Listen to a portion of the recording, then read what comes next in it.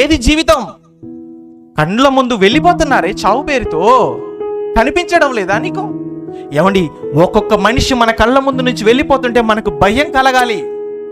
రేపు అదే పరిస్థితిలో నేను ఉంటానేమో అన్న భయం మనిషిలో కనిపించకుండా కూడబెట్టే పనిలో ఉండిపోయాడు. ఏమండి, డబ్బులు కూడబెట్టడానికి, ఆస్తులు కూడబెట్టడానికి మనుషులు ఎంత దిగజారిపోతున్నారన్నప్పుడు ఎక్కడ చూసినా మోసం, దేంట్లో చూసినా కల్తీ.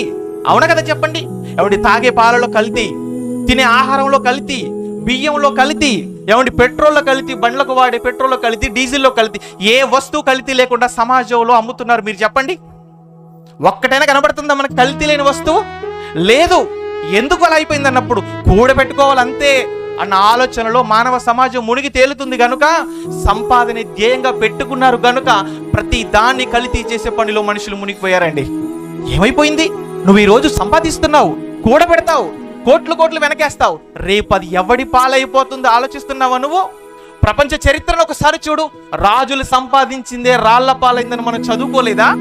రాజులు సంపాదించారండి, కూడబెట్టారండి, ఏమైపోయిందండి అన్నప్పుడు ఎవరి వశమో అయిపోయింది.